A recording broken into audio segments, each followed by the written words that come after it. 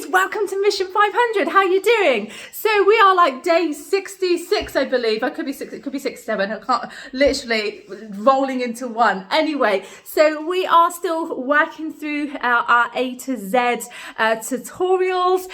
So hopefully you're enjoying that if you have joined our online membership and you've enjoyed looking at all the tutorials into the A to Z format. So what we're going to have a look at today is M for Mermaid Spin. So I'm going to show you on spin. However, you can do this move on static pole as well. I'm actually going to show you statically to be able to teach you so you understand where your body is actually going, which is kind of cool. However, I want to switch up these lives and get you more involved and just to have a little bit of fun, right? If you're up for this, what I want you to do is on the comments in the Facebook page of this video. So if you're watching on YouTube, head over to Facebook. I want you to post in the comments and say, hey, and then tag your pole pals, can be as many as you want.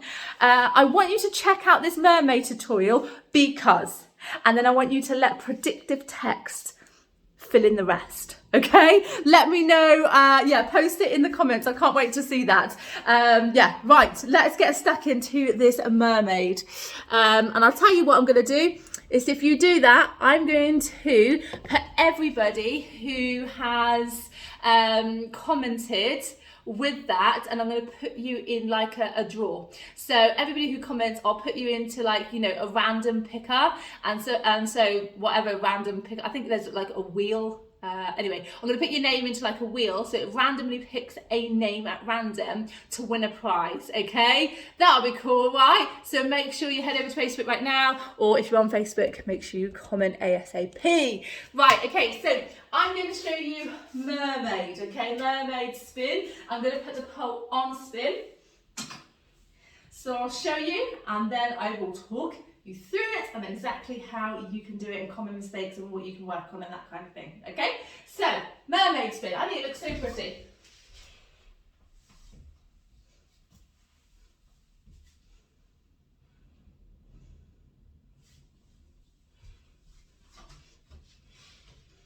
Okay, so that is mermaid spin. So we need to work on a straight leg sit, whatever you like to call it, to start with, okay? So what this means, I'm going to put my pole back on static now, just to be able to talk you through it. So we are going to go into a straight leg sit, and we're going to tilt the hips as much as we can, okay? So just whichever side you prefer is completely up to you.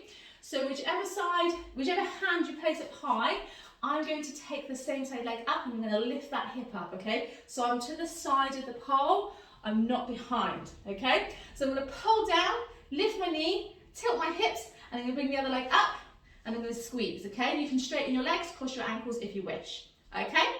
So as we're squeezing here, I'm going to move the hand down, so I'm getting as much grip between my legs as possible. My outside arm, so the arm that's furthest away from the pole, is going up in a cup grip, okay? So I'm just going to show you this from standing, and you can also do it too. So we'll be tilted to the side, and I'm going to take my outside hand in a cup grip. Okay, fingers and thumb together. I want you to press your hip into the pole if you're just going to practice this with me. So the other hand will be here, you're going to take it off the pole. We're going to take it in front of your face, okay? So between you and the pole, and we're going to take the arm through. What I want you to do is take this arm, and I want you to take the fingers towards the wall away from the pole, okay? So you just go away, away, away. Then I want you to reach a little bit further so the shoulder comes through. And what will happen is this elbow wants to go up as well, open up the shoulder. So it's a really great one to work on shoulder flexibility. Okay, so I'm going to push my hip in, hand on, other hand is going to go through the gap, take my shoulder through, and then what I'm going to do is I'm going to sweep that arm back, okay? Now, what a common mistake a lot of people do is they'll get here and then they're like, can't get through, I'm stuck, okay? So I want you just to focus on getting that hand all the way through, get the shoulder through. Shoulder comes through when you reach further away. So I'm turning my chest away from the pole, shoulder comes through. It's going to allow me to sweep my arms back, okay? Does that make sense? So because we're tilted, we're going to bend both legs, heels to your butt, and they will come to one side of the pole, right? So from here, so we're going to pull, straight leg sit, cup grip, arm through, reaching away, sweeping back, and as we sweep back, we're going to bend the legs, bring the heels up towards your butt, and if you can, reach towards and hold the shin. Okay, so keep squeezing and keep lifting the chest up. And then we're going to straighten the legs back, taking the arm back through, and then we can pull and release. Does this make sense? So like I said, the most common mistake is not being able to get through. It could be that you have really tight shoulders as well. So making sure that you warm up your shoulders is part of your warm up. You should be doing that anyway. Pole is very shoulder dominant. But working on a bit of active flexibility in your warm up will be super, super beneficial to you. Okay? And of course you make sure that you do both sides. So another common mistake with not reaching through is not keeping the hips tilted, and they bring themselves upright and then they just end up sliding down. So remember, the more you tilt, the more you're going to get a grip, the better and easier it's going to be able to do this move. Does this make sense? Okay? So to do this on spin, we obviously need to put the pole on spin first, like so. What we're going to do is we're going to sweep the outside leg up, and then we're using that as momentum, okay? So think about doing like a boomerang, yeah? So from here, I'm going to pull down. I'm actually going to bring my body into the pole. So with this bottom hand, I'm not necessarily pushing away, okay? I'm going to keep my body close.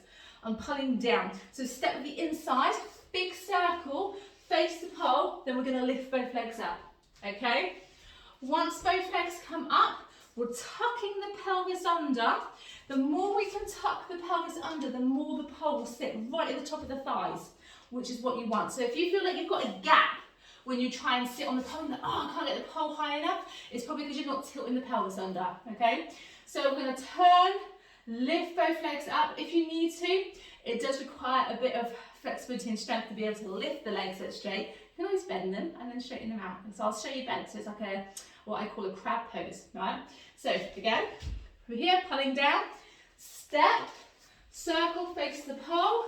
You can bring your knees up, that's going to help you tuck your pelvis under. Try and tilt the hips, and then you can straighten out your legs, okay? Keep squeezing the ankles together, or you can cross, it's completely up to you. So bottom hand should be the outside arm. It's going to come up into that cup grip. Release the top hand, take the arm through, shoulder comes through. Take the arm around, at the same time bend, and then bring your, try and grab onto your shin. If you cannot reach your shins, just take the arm back, okay? So actively squeeze the heels to your butt and just squeeze the arm back, okay? Take the arm back through, straighten up, and you can lower your legs down. Does that make sense? Now, if you're not used to spinning pole, it's what I get asked quite a lot. Oh, when would you suggest introducing spinning pole? I introduce it from day dot. I believe that working on static pole and spinning pole are two different things. So working on both of them from the very start is going to be super beneficial.